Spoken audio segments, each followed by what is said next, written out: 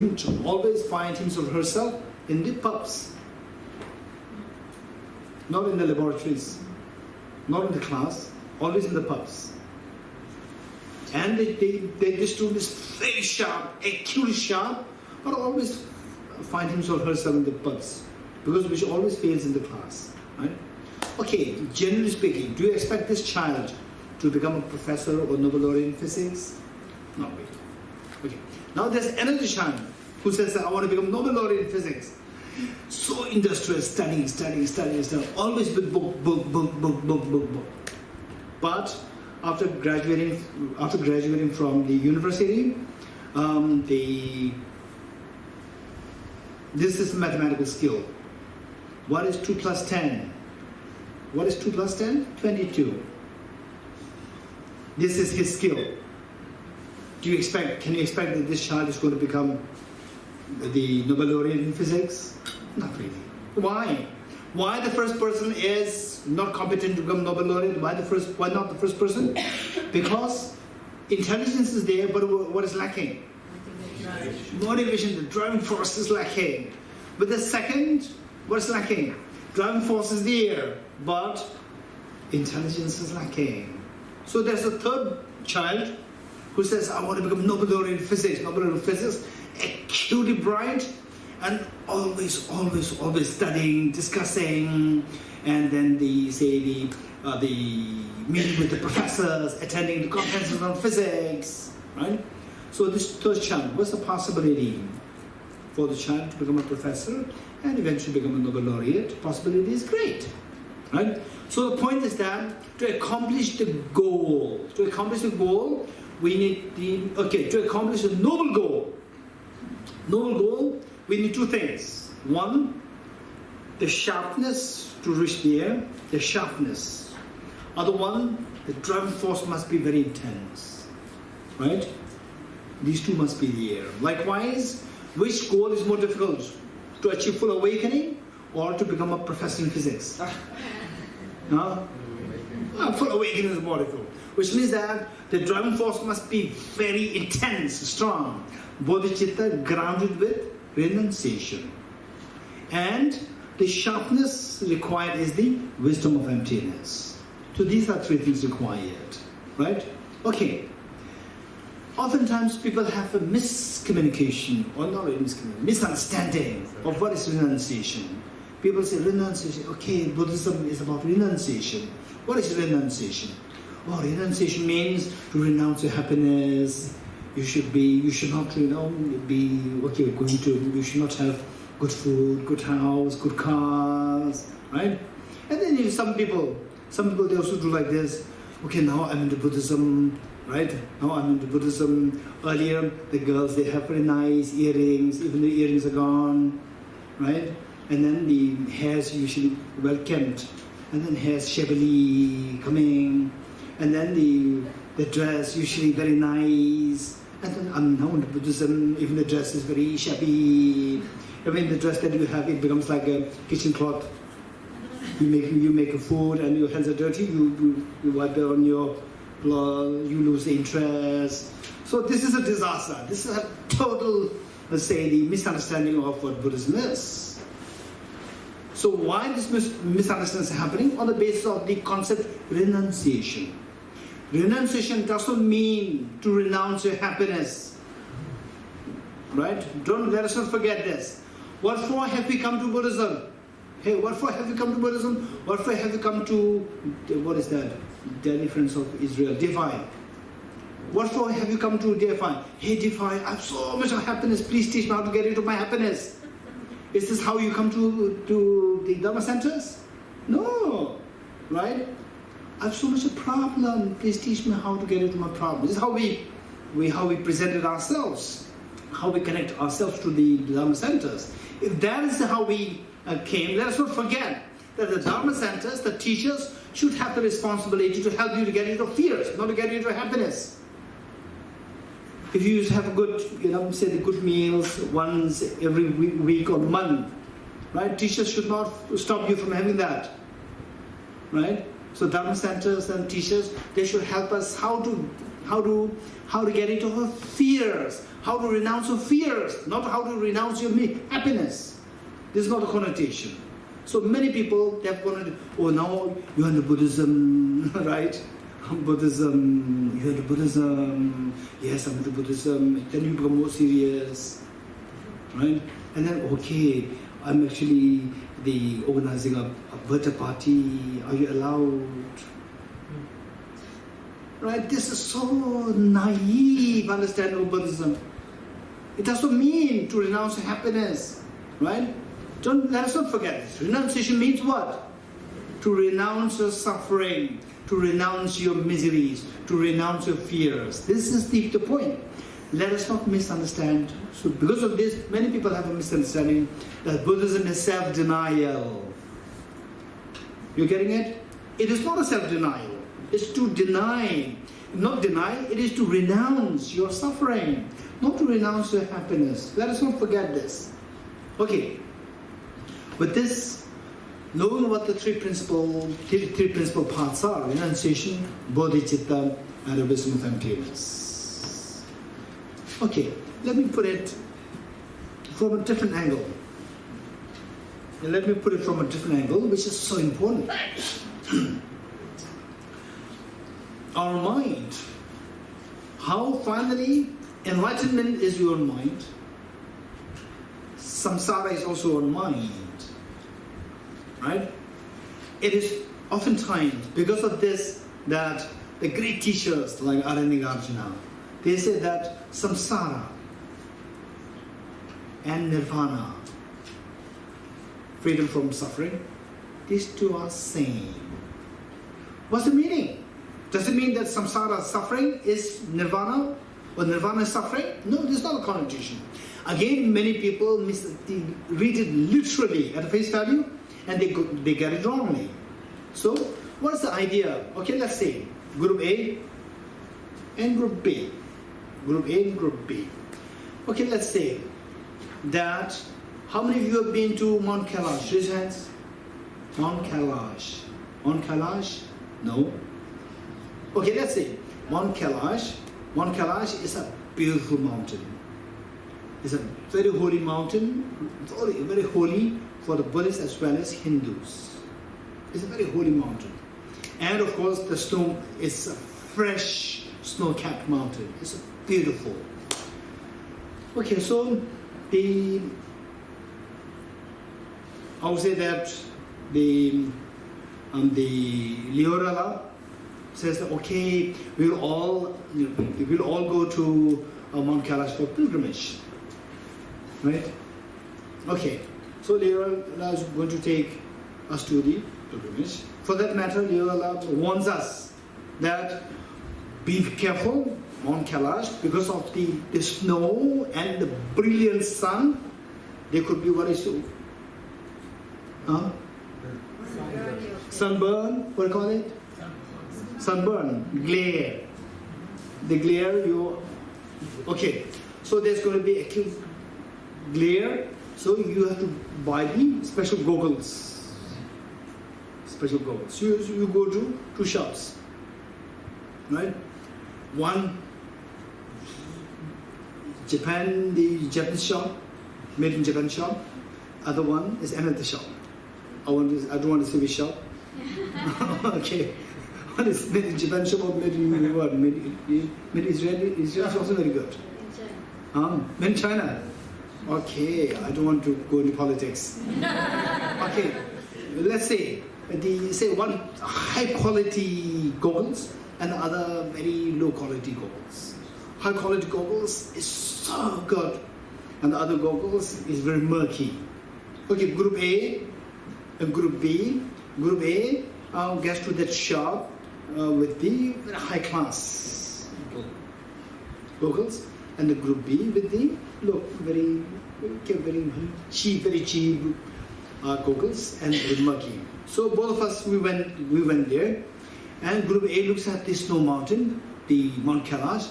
Wow, it's amazing, it's majestic, it's so beautiful. Group A, Group B, what is here? Leorala told us this is so holy. What is holy about it? It's so murky, so dirty, right? And the Sipila said, oh, never mind, let us not be negative. Let us start a Mount Kailash clean project.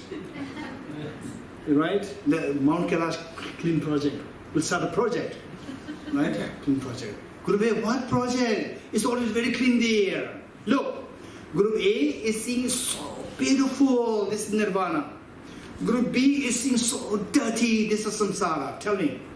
Group A, what Group A is looking at, what B is looking at, are these two, is it the same object which the two groups are looking at, or there are two different objects that two groups are looking at? Same object. But then how one sees that as so beautiful and the other sees as so dirty? Is it the object or the subject? Subject. You're getting it? So, the same object that you look at through a very pure mind, without the metal stains, what you see, that is nirvana. Same object that you look at through a very dirty lens of mind, that is samsara. Right? So that mind, with the dirt, afflictive obscurations and cognitive obscurations, with these two obscurations, we look at these, we look at the reality. The reality is seen as so dirty and so, with full of limitations, drawbacks and so forth. That is samsara. Okay, it's all finally, it is how our mind looks at it. Now this mind, which looks at the world, this mind, how does this mind behave? How does this mind behave? Okay, let us be very honest. There are two things. To do good things and to do bad things. A mind feels more comfortable doing what? Bad things or good things? Huh? Okay, let's say, okay, your work colleague, a colleague at your workplace or a family, something goes wrong, never mind, it's fine. Or, how dare that you don't even know how to do this. What's your reaction? Say, okay, I'm not generalizing it. The thing is that, what is the degree of the tendency for us? What is the tendency within us to become agitated when something wrong happens? Okay, so that is, our mind becomes easily agitated, right? Even though there's so much of the factors for what is agitated, but still your mind remains calm, peaceful. Okay, what is the tendency? Calm, peaceful, or agitated? Okay, this is reality. You getting it? So now the point is that first, all these agitations, first, let's say that our mind, mind is constantly in flow. The mind of, say, 30 years ago. Is there anyone who's below 30? Raise your hands. Anyone below 30? Okay, 1, 2. Okay, let's say anyone below 20? Anyone below 20? Okay, so let's say the last 20 years experience, last 20 years, our mind has been flowing. And for us, some 30s, 40s, 50s, 60s, for all these many years, our mind has been flowing in time. You agree with me? In constant flux. This is how our mind has been flowing. So now, this mind is flowing, this mind is moving like this. Imagine a train moving, a very strong train moving in a direction, and there's a dead end there. Dead end, and then precipice. Right? The train is moving this direction. What will you do? And say, actually you want to go for a picnic. But picnic spot is the other side, opposite, and you're going to the side which is opposite to the picnic spot. And that is to the precipice, where you're going to fall and die. Okay. And suddenly you realize that. What will you do? You turn the train like this. turn the train, U-turn, go back? Yes. Yes. Which means you have not seen a big train. If you've seen a big train, what will you do? Jump out the train. Jump. Oh, that's very risky. Huh? Try to stop. Stop it. First, stop the train. You getting it? You don't think that it's like a car. You take a U-turn. But you have to stop it. First, stop it. Right? Stop it. Then, it will take time. And how easy is it to stop these big trains? Very difficult. From like 1 kilometer, 2 kilometer ahead, you have to stop it. Otherwise, it cannot be stopped at the right time. You getting it? Okay, so therefore, you have to first stop it. When you stop it, you have to exert a lot of effort. Then slowly it stops. Then what will you do? Hey, what will you do? Your job is not just stay there, you have to go to the picnic spot. You have to Huh? go the other way around. Then you go the other way around. You getting it? Okay, this is exactly how our mind should be trained. First, our mind, we must train our mind to stop from easily getting agitated. Right? Agitation means you fall into the precipice of agitation. No peace of mind. This is what we have to stop. First, we have to learn how to stop the mind from agitation, irritation, anger, sadness, fear, anxiety, depression, so we have to stop that. Once stopped, then what should you do? What's the opposite of the agitation, anger, and so forth? Kindness, love, and so forth. You're getting it? So you have to change the course by going the opposite direction towards the embracing others. In other words, our mind is very active. Very active. Our mind is very active.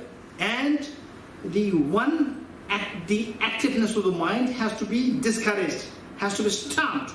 And the activeness of the mind should be encouraged. What is that activeness of mind to be stopped? Easily getting agitated, right? And anger, aggression. This must be stopped. Okay. Then what is the other active state of mind which is to be encouraged? Actively reaching out to others with love and affection. That is to be encouraged. You're getting it? Okay. So now from this, where I'm taking you is that to stop the negativity. Why? We have two goals. Be kind to yourself. It has two sides. What are they?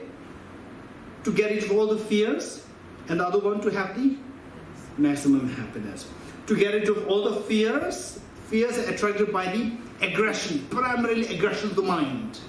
Fears are attracted by the aggression of the mind. First, stop the aggression so that the fears come to an end. So, wanting to stop the aggression, wanting to stop the fears is known as renunciation, number one. Then number two, after stopping, then turning the direction towards the opposite side. That is to embrace the virtues, embrace love and affection. That is the bodhicitta. So these are the two aspirations. So renunciation seeks fearlessness. Bodhicitta seeks infinite happiness. Let us not forget this. Renunciation seeks fearlessness, and the bodhicitta seeks infinite happiness. Okay, so these two are in the form of motivation, driving force. Now, what will make you achieve that goal? What will make you achieve the fearlessness and the infinite happiness? What will actually achieve is the wisdom of emptiness. You're getting it? So renunciation is the motivation to achieve the fearlessness. Bodhicitta is the motivation to achieve the maximum happiness. And what will actually materialize the two aspirations is the wisdom of emptiness. Very good. So it is for this reason that if somebody asks you, what's the agenda of your life? What's the meaning of your life? Right? One time, in fact, it was last year when I was conducting a retreat. Last year in India, one place, I said that our goal is to have the maximum happiness. And then one of the participants who is otherwise very jolly, very happy. He said, no, I don't agree with you. I said, why? I don't want to live anymore. I said, why? Are you serious? You're a very happy person. Because of your existence here, because of you being here, everybody's so happy. He said, no, I'm very serious. I said, why? I want to leave the world as soon as possible. He said, he was very serious. Very serious. So there, he could not see any meaning. He could not see any meaning in his life. Okay, I don't want to go into detail because of the background is more private matters. I don't want to go into this. So the point is that if somebody asks you, what's the meaning of life? What's the meaning? Yes, there's a meaning. It's a beautiful meaning. What's the meaning? It is to get rid of all of fears and to have the maximum ease of a life, ease of mind. These are two things. Okay. So for that matter, we need two things. One which actually give rise to, one which will, like the axe, to cut the mental defilements, and the other, the aspiration, the driving force. Right? What is the driving force to achieve the fearlessness? Renunciation.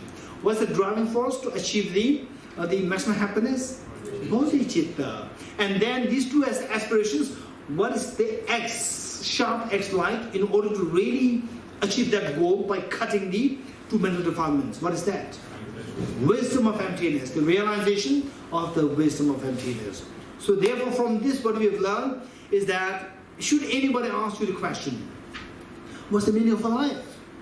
His Holiness the Dalai Lama, when he was giving a public talk back in 2008 in the Delhi University, at the end of the talk, there was one girl amongst the audience asked the question, Your Holiness, what's the meaning of a life? Then His Holiness, without the second thought, he said that we live on hope and we hope for happiness. So the meaning of life is seeking a genuine happiness. That is the meaning of life. Okay, from this, if somebody ask you the question, what's the meaning of life? You say that be kind to yourself. This is the meaning of life. Be kind to yourself. Give yourself the happiness and free yourself from all forms of fears. How to do that? Then you go for the second line. What's the second line? Be wisely kind to yourself. How to be wisely kind to yourself? Okay, now, my question to you. After two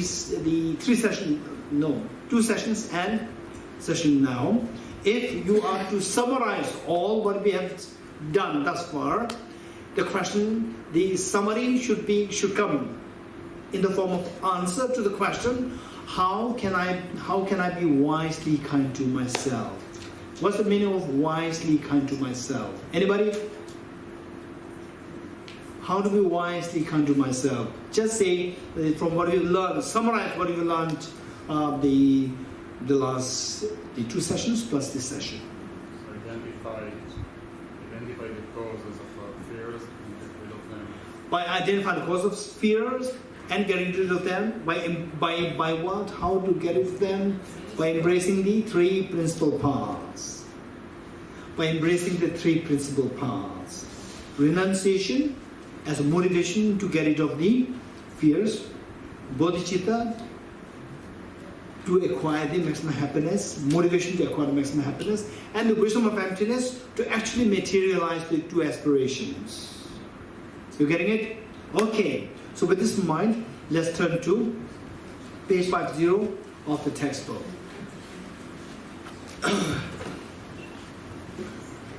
Okay, page 50. The three principal aspects of the path. Now you know that, and the author of the text, Lama Tsongkhapa. And I sense that this text, the Lama Tsongkhapa, some of you already know about him. You must have read about his biography. And he was one of the top literary giant of Tibet, and highly the advanced practitioner, and who is, of course, taken to achieve full enlightenment. This one is known as the Bhardo state. Bhardo meaning intermediate state. immediately after the death of the person individual. Then for the ordinary people, they will take the intermediate stage. So there, Lama Tsongkhapa, so instead of what the ordinary people take the intermediate state, he achieved the state of full awakening, Buddhahood at that point.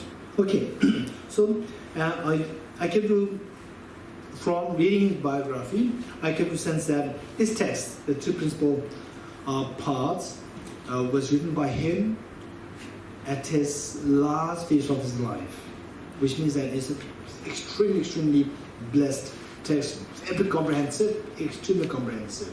Be kind to yourself and be wisely kind to yourself. Be wisely kind to yourself by embracing the three principal parts. What are the three principal parts? Okay. I bow down to the Venerable Lamas, meaning Lamas meaning the teachers. As well as I'm able, I'll explain the essence of all the teachings of the Buddha. Okay, so these two lines, first two lines, Lama Tsongkhapa's, in fact this is the request, this is the response that he gave in response to the request made by one of his students from a faraway, a remote place, so who made a request to give him some teachings. So he wrote this as a text to be sent to his student. And of course this is for all of us as well. So what I'm going to explain here, Lama Tsongkhapa, the author, is saying, what I'm going to explain here is the essence of all the teachings of the Buddha. In other words, the three principal parts are the essence of all the teachings of the Buddha. The path praised by the conqueror's children. Conqueror's children meaning the Bodhisattvas. Conqueror meaning the Buddha, the one who conquered one's own mind. Conquered fully, the one who fully conquered one's own mind of the two mental obscurations, afflictive as well as the cognitive obscurations.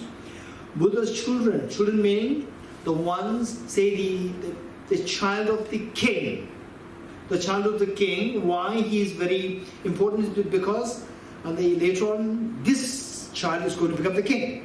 Likewise, somebody who aspires to become a Buddha, who is referred to as the Bodhisattvas, they are eventually going to become the Buddhas. So the conqueror's children refers to the Bodhisattvas.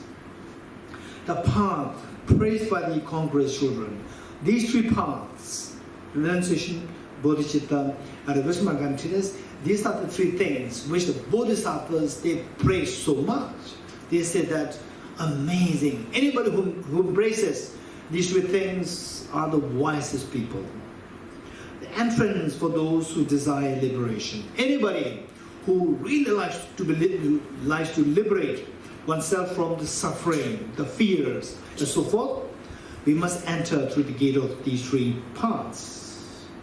Number two is the encouraging us, because that this is so important, and